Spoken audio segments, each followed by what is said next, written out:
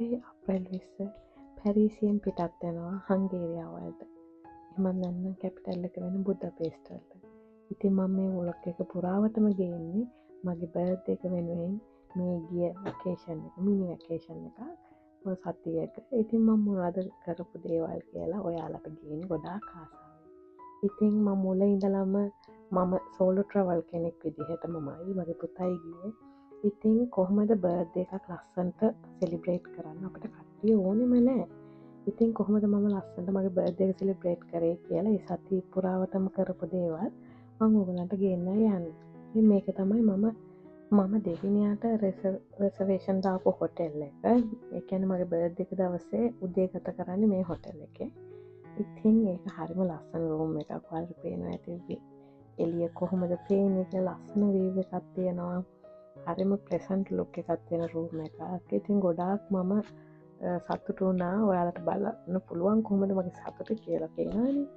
ඉතින් උදේ නැගිටලා පුතා නිදි අතරේ මම මගේ වැඩ කරගෙන ටේකක් බීලා එළිය බලාගෙන ස්ලෝ මෝර්නින් රූටින් එකක් ගත කරා. ඊට පස්සේ මම මෙහි ඉඳලම ගිහින් මගේ බර්ත්ඩේ ඩ්‍රෙස් එක තියෙනවා. මට ඕන වුණා ඒකේ ලස්සන තැනක් තියෙනවා ෆිෂර්මන් බැස්ටන් කියලා. ඉතින් ඒක මාලිගාවක් වගේ හරිම ලස්සනයි. මට ඉතින් මේ ලස්සන දුඹුරු පාට ඩ්‍රෙස් එක දැක්කහම මට මේක ගන්න හිතෙනවා මේ එතනට ලස්සන වෙයි කියලා. ඉතින් පුතාට නිදියන්න දීලා මම ඒ අතර උදේ නැගිටගෙන තනියෙන් හැඩ වැඩ කරලා ලෑස්ති වුණා.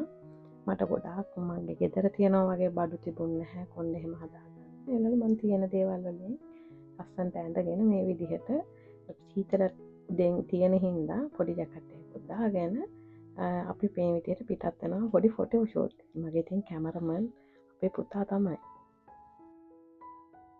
ඔයාලට ඒ වගේම අලුත් නගරයක් විසිට් කරන එක ටුවරිස් කෙනෙක් වගේ ලස්සනට ඇඳගෙන අලුත් කෑමවල රස බල මේ විදිහට ඇවිදින්න පුළුවන් ඔයාලගේ බර්ත්ඩේ එකට.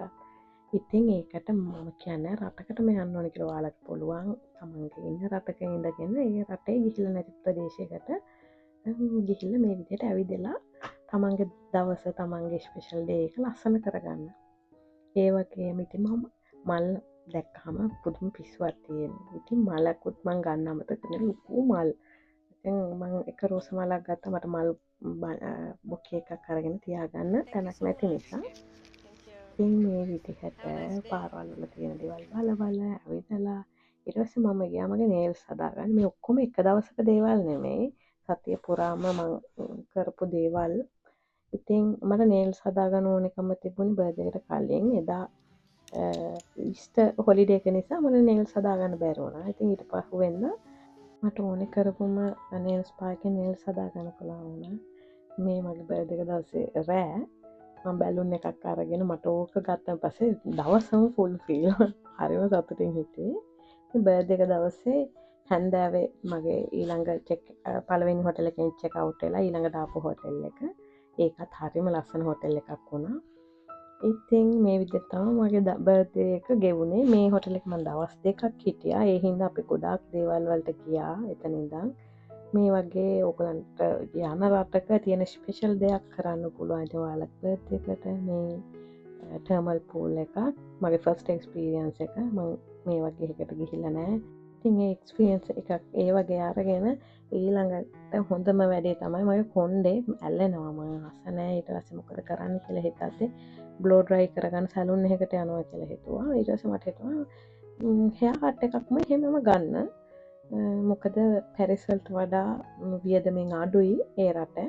ඉතින් මම ලස්සන හෙයා කට් එකක් මේ ලස්සන ගර්ල් කෙනෙක් මට ලස්සන ඉතින් හෙයා කට් එකක් දුන්නා. එයාටත් thank you කිව්වා. එයාගේ නම විවියන්. thank you විවියන්. ඉතින් මේ විදිහට ලස්සනට කොණ්ඩේ කපාගෙන පාර දිගේ හැට බල මම හිටිය හොටෙල් එකට ගියේ මෙන්න මේ විදිහට තමයි. ගොඩක් සතුටුයි ලස්සන හෙයා කට් එකක් ගත්තාම කියන සතුට ඔයාලා දන්නවනේ. මේ මං හිතන්නේ එදාම හැන්දෑවේ හංගේරියාවල තමයි යුරෝප් වල තියෙන ලස්සනම පාර්ලිමේන්තු එක තියෙන. අපි ඉතින් ඒ හරිය ගඟත් එක හරි සීතලයි. මම තේ එකක් බොන්න බැලුවහම මේ වගේ ලස්සන රෙස්ටුරන්ට් එකක් තිබුණා. ඉතින් මේ බර්ත්ඩේ එක දවසේ රෑ හිටිය හොටෙල් එකේ මම හැන්දෑවේ බැලුන් එකක් අරගෙන එළිය ඇවිදලා එනකොට මෙහෙම බා එකක් දකිනවා. මම ඒක බාර් එකක් කියලා මට තේරෙන්නේ සෙනග ඉන්න හින්දා මම ඇහුවහම කියනවා පුතත් එක්ක යන්න බෑ කියලා. ඉතින් පුතා අපි ඉස්සරහම ඉස්සරහින් හින්දා පුතාට ඉන්නේ කියලා මම පොඩ්ඩක් මේක ඇතුළට යනවා මට වීඩියෝස් එකක් කරගන්නත් එක්ක.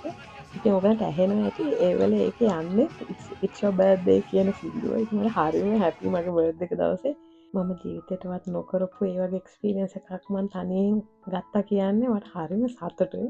ඉතින් ඊට පස්සේ ඔයාලා ඔය දැක්කේ මම එන ගමන් ඉතින් මගේ බර්ත්ඩේ ගිෆ්ට් එකත් අරගෙන ඉතින් අපි මේ වගේ රැයක තමයි ආපහු හංගේරියා නම් පැරිස් වලට එන්නේ. ඉතින් මේ වගේ ට්‍රැවලින් ව්ලොග්ස් එතකොට මේ වගේ එක්ස්පීරියන්ස් මාත් එක්ක ෂෙයා කරගන්න කැමති නම් ඒවා ඔයාලට ප්‍රශ්න තියෙනවා නම් ඒ දේවල් දැනගන්න අහගන්න මාත් එක්ක රැඳිලා ඉන්න කියලා ආදරෙන් ඉල්ලා සිටිනවා.